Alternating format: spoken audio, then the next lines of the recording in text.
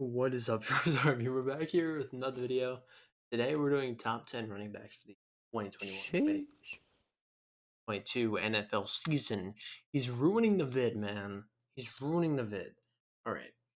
Um, If this is your first time checking in our channel, guys, make sure you hit the subscribe button, check out our other stuff.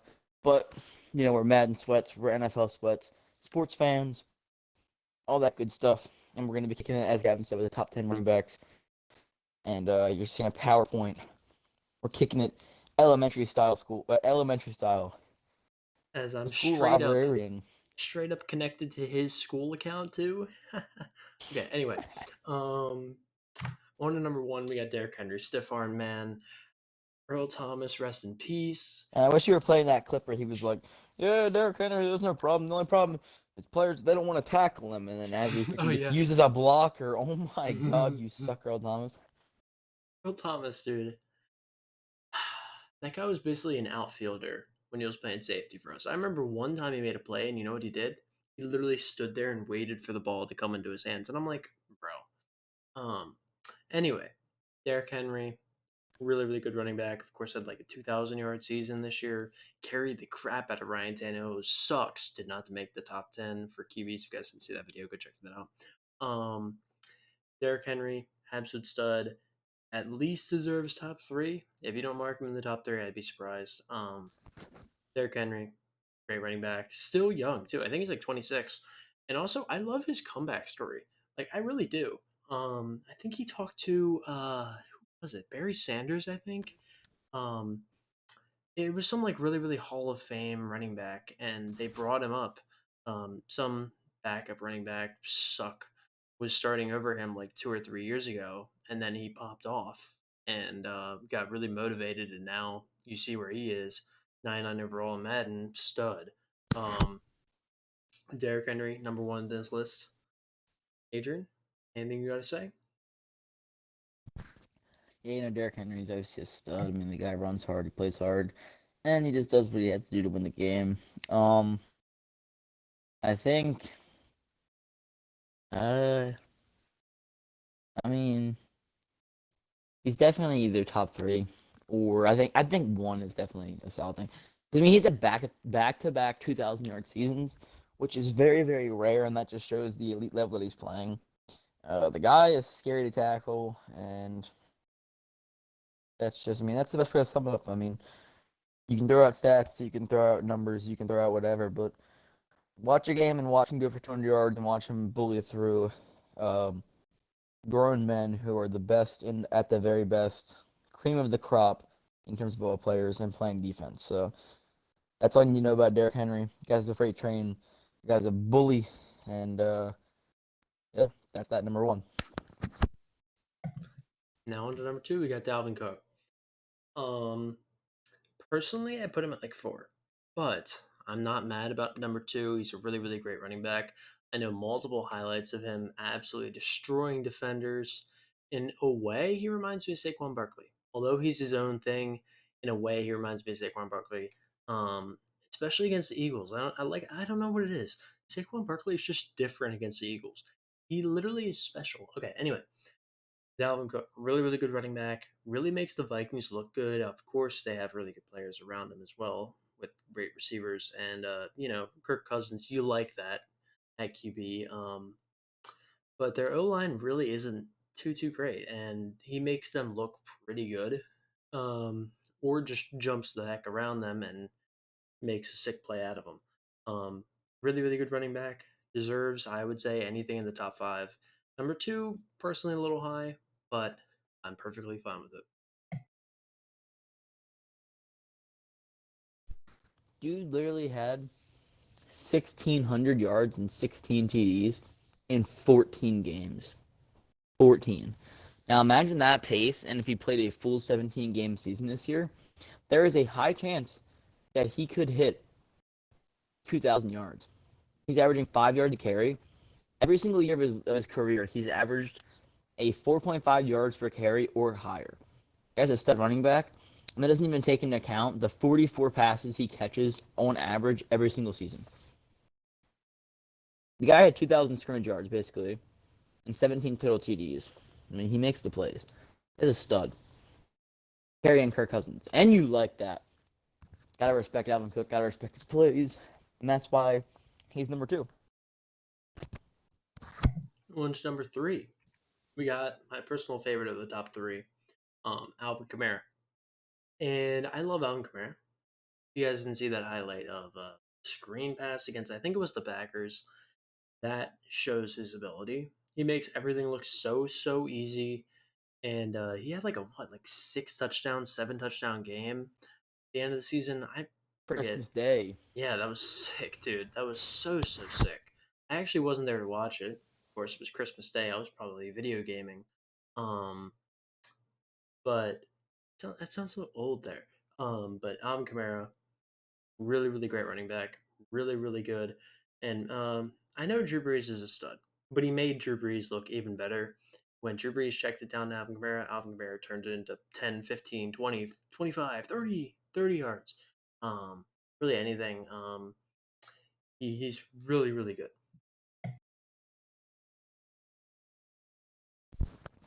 Yeah, Alvin Kamara, nose ring, ear ring, eye ring, pierced up, tatted up, and juking defenders out every single place possible.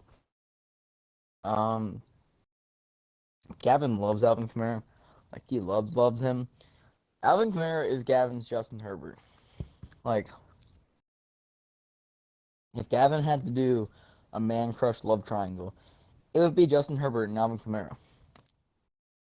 And that's just the truth how it would be. I mean, the guy loves both those guys. Hmm. I see Alvin Kamara, he's a stud. He was a late round draft pick, but he's really came out and popped off for the New Orleans Saints. Effectively replaced Mark Ingram, which helped him go to the Ravens. So thank you, Alvin. Thank you for giving us that 1 year. But yeah, I mean, the guy's definitely a great running back, great receiving threat, and top three is definitely where he belongs for the most part. Good team. I had him at 4. Gavin had him at 3. Or no, you had him at 2, didn't you? I think I had him at two. Yeah, Yes, I had him at 4. Gavin had him at 2. So consensus, he went to number 3. I think it's a fair ranking. Fair ranking. definitely top five, no doubt in my mind. Um, on to number four, in which we have Christian McCaffrey. Some of you probably expected he'd go a little bit higher. I don't like Christian McCaffrey.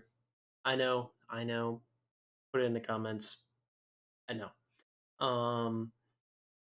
I will say I loved his story. I think before the draft he helped some kid or something, and I was like, this guy's a stud. I got to follow him. And then next thing you know, he becomes basically a receiving back, which I don't like receiving backs. I know. I like Alvin Kamara. He Stop. just had Alvin Stop. Get Kamara. out of the comment section now. Get out now. Guys, let him have Now. it. Okay. Eat this man up. Yeah, I know. That sounds so weird too. Christian McCaffrey, number four. Great running back. Deserves top five. I don't like receiving backs very much. Exclude Alvin Kamara. Um, but Christian McCaffrey, top five, no doubt. If he's not, you're dumb, you're bad, whatever. Yeah, I think I had Christian McCaffrey at number 3. Gavin had him at 4, I think. I mean, you had him at 5. 4 or 5, one of the Yeah. two. I had him at 3, he had him at 5. Average out at 4. So we got McCaffrey at 4. Dude's a stud receiving back. And he also makes some great plays when he's running the ball. He's one of the best running backs in the league. Coming off injury, though, which kind of bumps him down a bit than where he would normally be. So that's kind of why he's at number 4 instead. Still a great player, a great running back. And he's been the Panthers' carrier for a long time since that team has faded into irrelevancy, basically. And yeah, Christian McCaffrey, number 4. One, two, number five. Who barely makes it in the top five? Nick Chubb. We don't like the clowns, but I like Nick Chubb. Um, he's not a woman beater, to what I believe. Okay, sorry, I'm done. Nick Chubb, really great running back. Basically, like in my opinion, a little bit of like a Derrick Henry kind of copycat. Um, he's really good. Can still juke out defenders. I think Derrick Henry still jukes out defenders just because he's that scary. I don't think he's the most elusive guy, but really good power back. Can still juke out some boys. And really fast. Can get it going. Does a really good job behind that clown O line. every time I think of the Browns, I don't like it. Okay, I'm done with number 5, Nick Chubb. He deserves it. Yeah, I hate Browns, but I'll still give Nick Chubb a pass. Guy's a stud. He's humble. He's quiet, but he makes the plays happen. Great power back. Very long. Like he makes long rushes look easy. He's a stud on the field, play after play, carrying the Browns, carrying the trash cans, helping Baker Mayfield look kind of good. Guy's a great running back, and that's why he is number 5. And on to number 6, Josh Lamar Jacobs. Jackson. Oh, Why why does he look so bugged in this picture? Okay, the picture looks so much better earlier. I don't know what the heck. Um, Josh Jacobs, really really good running back, really good for the Raiders. Um, I don't know. Like anything from like 5 down, I feel like is a little bit like weird to me. I feel like I kind of lost it at that point. But we both just thought Josh Jacobs deserved definitely in the top 10, and we put him at 6. Really, anything from like 6-1 can just kind of get flip flopped around in my mind, um, except for the bottom two, I would say. But well, then that line is okay. Whatever. Josh Jacobs, really, really good running back. Still don't know what's going on with the picture. I'm really, really annoyed by it. Number 6. yeah, I think Josh Jacobs is a pretty solid back. I mean, guy's a great story. Went from like homeless and living in a van or car with his mom and like all of his siblings, and now he's in the NFL with the Raiders. Obviously, I would say going like probably like what is like 4th year, maybe 5th year. He's been around for like a decent amount of time, maybe third. I think it's probably like his 4th season, and yeah, I think he's like that. Like Adam said, the top 5 for us were very easy, and like after that, things started like it's like you have. I would compare it as hmm, like a big like ladder. The top guys are at the very top, and it's very apparent like who's who at the top. But then there's like a level where you have like 15 guys who are all mid-level, close to elite, on the bubble. Some are elite, some aren't, and then they're all kind of like just sitting there together. And you got to decipher which ones of those from like that group of 20 end up fitting into the top 10. Because like I'm not gonna spoil the list or anything, but you have guys like Jacobs, Mixon, Barkley, Elliott, Dobbins. I'm definitely missing some too. That's the crazy thing. Um, guys like that, Mixon, Jonathan It Taylor. just says the same names over and over again. Yeah, there's a lot of people in Yeah, that range that you can kind of throw into this. even like Um, David Montgomery, guys like that. true, true. There's a lot of people you could throw in at like, especially like 10, 9, somewhere in that range. But it kind of gets, like I said, kind of gets like confusing from here on in my mind, especially knowing the fact that I don't really watch most of these running backs. Um, like I watch highlights. I know the top 5. Top 5 is pretty solid in my opinion. But 6-1, I don't really watch much of Josh Jacobs. I know he's really good. Don't get me wrong, but I don't really watch much of Josh Jacobs. No. Anyway, we good to move on to number 7? I'll take that as a yes. All right. On to number 7. Saquon's Berkeley. Yeah, He's sorry, got. my mic bugged out again. Oh, you're fine, man. Fine. Saquon's Berkeley. He's got massive quads. He looks amazing. He's buff, and he's elusive. He coming off injury like again, um, which is the only reason why he's not like top 5 for like the past couple of years in my mind. Um, he's an amazing running back. He turns it on against the Eagles, like I said earlier, and he's really, really good. Like really, really good. There's multiple highlights you could watch of him. Like really anybody on this list, multiple highlights that are like you're like wowed, or you're just like, dude, this guy literally just walked over a defense, and the defense couldn't do a thing. And Saquon does that. He is amazing, and 7 might be a little bit like too close to 10 for him, but just the injuries pull him down. You don't really know how he's going to come back every year. It might be worse than the last time. It might be better from the last time. I don't know. But number 7, Saquon's Barkley. Yeah, I remember. I think it was like his rookie year. He just came in and popped off and had an amazing season. He's just like a great receiving back, and he was on some pretty terrible teams. Like I think if you're a Giants fan, you know that he was just on some utterly awful teams, but he was Other kind than of like OBJ. yeah, Other than true, true. OBJ. Yeah, yeah.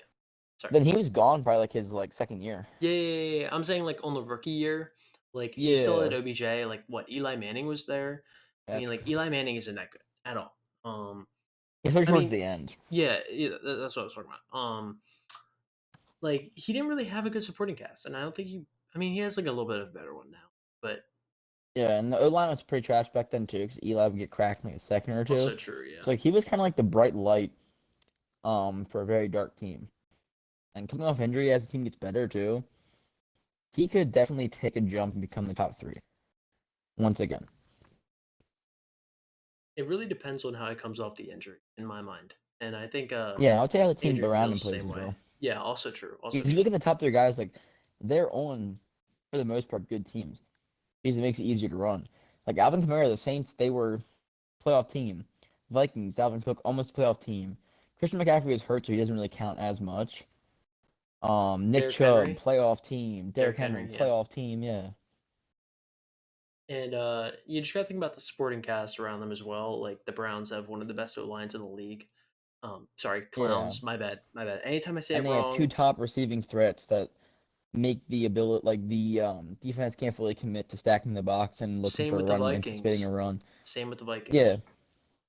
So like Um, because Saquon Barkley's been kind of like that only shining light. not, yeah, it's not It's getting such focused. as fortunate as the other running backs. He's kind of been put in a worse spot, but still able to perform anyway. That just shows like the skill set he holds.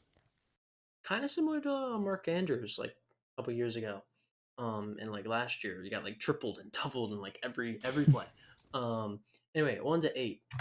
Aaron Jones. I think he deserved to be in the top 10. Oh my god, that's a huge tricep. I think he deserved to be in the top 10 without a doubt. Number 8's pretty solid in my opinion.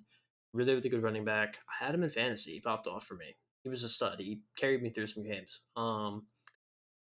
And sometimes he kind of gets overshined by like A Rod, and Devonta Adams, which is fine because both of them are really, really great players. And the Packers just have a lot of that on their team. Obviously, on defense too, they got Jair Alexander and Zadarius Smith, and even more players that I'm not naming at the moment. Um, Aaron Jones is amazing, and he's like I said, he's kind of getting outshined by some players, even though he's just that good. Um, Aaron Jones, number 8. Yeah, it's kind of strange to me. Like Aaron Jones, he's supposedly the franchise running back. Like, they gave him the extension, but like if you watch a Packers game, AJ Dillon and Jamal Williams were basically getting carries every single game. Like Matt LaFleur was committed to a running back by committee. Like, he did not care the success Aaron Jones had, which like to me it's like I can't tell, is that just the way LaFleur coaches, or is Aaron Jones that good, or is the Packers system just good to fill in any running back? And that's the only part right there that I'm slightly scared of Aaron Jones. But I think, top 10 is definitely viable for him. I believe I had him ranked at like 10 or 9. So obviously 8 is not very bad. Like, it's very close off of that. So I think he definitely deserves the ranking. Maybe a little bit too high for me. But overall, I agree with him. Like, I could definitely see him performing like that, especially after the extension. They showed they were going to commit to him. And then if Aaron Rodgers ends up leaving as well, they're going to have to find like a new approach. And I think it's definitely going to favor Aaron Jones and the success he has and the skills he has. So number 8 is set for Aaron Jones. On to number 9, we got Fumble A Seek. I love this picture, and Zeke's a really, really good running back. A couple years ago, I feel like I remember like the Steelers Cowboys playoff game. I feel like that was the year. It's like a Thanksgiving game, I think. Maybe it wasn't. Um, Fumble to Seek. He was a stud. He still is a stud. Don't get me wrong. But last year, especially towards the end of the year, he started fumbling the ball a lot more, which is the reason why he's not in the top like 7, I would say, um, or at least in my mind, top 7. We both were thinking about putting him either 10 or 9. We decided going 9 because he's still really good and can still run the ball really, really well. Of course, they started using a little bit more of Tony Pollard towards the end of the year because Zeke was just not performing as well. But he's still a great running back. and can still make plays for Dak Prescott and that amazing offense that they have in Dallas. And overall, I was thinking when it comes to Zeke, I think the Cowboys O line is like regressed. Because correct me if I'm wrong, I know it was someone on the Cowboys. I believe it was their center Travis Frederick who retired because of stingers, and that's what yeah, that's what it was. Travis Frederick, center for the Dallas Cowboys, retired. It maybe like a few, like it might have been 2 year seasons ago, but he's gone now, and he was one of the studs. Like I remember the Cowboys offensive line in Madden, probably like Madden 19. They used to have like all 90s, all above 85s. I'm only looking at it right now. You have right tackle, Collins, 87 overall. Right guard, Martin, obviously Zach, 98 overall stud. But then for center, like I was saying, Travis Frederick gone. Now you have a 67 overall Joe Looney. Left guard, you have Connor Williams, 72 overall. And you got to remember, the Madden rating guy, he loves the Cowboys. The Cowboys, you know, whatever the house that guy lives in, there's Cowboys memorabilia everywhere, Cowboys posters everywhere. He sleeps on a Dak Prescott bed sheet. Dak Prescott, like, no, Zeke's butt cheeks are on his pillowcase, so when he puts his face down, he just lays right in Zeke's butt. That's exactly what he does. So if the Cowboys' offensive line rating is low, you know they're bad because that guy, there's no chance that he would ever let the Cowboys be, worse than they are. And left tackle, you have Tyron Smith, 91 overall. So they lost two key pieces. Left guard and center are now much worse than they were before. But yeah, so Zeke's still able to find a way to get it, semi done. And I think definitely 9 is a solid ranking for him in the 2021 season. Yeah, I do think Zeke could probably get moved out of the top 10, and I could also think he could be like 8. So he can kind of get moved all around. It's really, of course, it's just your opinion. But our consensus was number 9, could also get moved to number 10. At 10, we got Joe Mixon to finish it off. Family. Um, sorry, I was looking at his tattoo on his, right arm. Um, Joe Mixon, really good running back. Adrian was talking about this before the video to me. How he kind of gets outshined by Giovanni Bernard behind him, who like gets better stats behind that O line. Their O line sucks, um, which is a reason why I think Joe Mixon isn't as good. In a way, it's similar to Saquon Barkley, although I don't think they're really in the same area. Of course, they're both in the top 10, but I think Saquon is like basically 100 times better than him. But Joe Mixon's still a really, really good running back. I always think Bengals, Joe Mixon. I don't give a crap about their QB Joe Burrow. He's gonna get injured. Again, sorry. But the first thing I think of the Bengals, I think Joe Mixon. Really good running back, just barely makes out the top 10. Could he get moved? Could get moved out. Really depends on what you're looking for in a running back. But Joe Mixon, number 10, still really good without a doubt. Yeah, I think Mixon kind of overrated a bit. Like his yards per carry not very high. I know the O line's trash, which is like an excuse for him, a little cop out. But Giovanni Bernard, when Joe Mixon's hurt, he performs basically the same or a bit better. Might have been just like a few down years from Mixon. Um, if you remember what Gavin was saying earlier about Derrick Henry when he was like sucking, and then he was able to pull it together. The same thing could happen to Mixon. I think the Bengals coach Zach Taylor is actually kind of bad too. So we'll see what happens there. But I think skill wise, Joe Mixon top 10, definitely something that makes sense, and he's just kind of a cut above the guys that are inching close to him. And if I do some honorable mentions just for the guys that were close to the list but didn't make it, I would say Chris Carson's definitely close off there. Austin Eckler, kind of around the room. James Robinson had a solid season, so you could possibly put him there. J.K. Dobbins for sure. Guys like Jonathan Taylor, Miles Sanders. Overall, just guys like that who are kind of close to being it, but their numbers don't necessarily show it, and they're kind of too risky to coin them as elite yet. But yeah, that's all I had to say. I will say we were thinking about putting J.K. Dobbins at 10, but I kind of talked in a way him out of it. I mean, he kind of talked himself out of it too.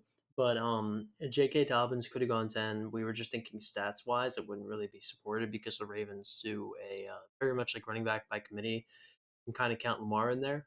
Um, But if we could put Lamar on the list, he'd be number one. I'm gonna be honest. No, I'm just kidding. But we were really thinking about putting J.K. Dobbins at 10 instead of Joe Mixon because he's pretty good and he really had a really good average last year. I feel like it was really high. We just didn't give him too many carries, of course, as we do that running back by committee. Anyway, if you guys enjoyed, make sure to drop a like. If you guys didn't enjoy it, drop a comment. Tell us why you didn't. We need a big essay, big essay. Um, Yeah, go and big or go home, guys. Make sure to indent MLA's format. Do your works cited. Easy bib for you students out there. Format for you. There you go. I didn't even know, man. We need to get a sponsorship for EasyBib. Okay. Anyway, that's gonna be it for the video. Make sure to check us out next time. Peace.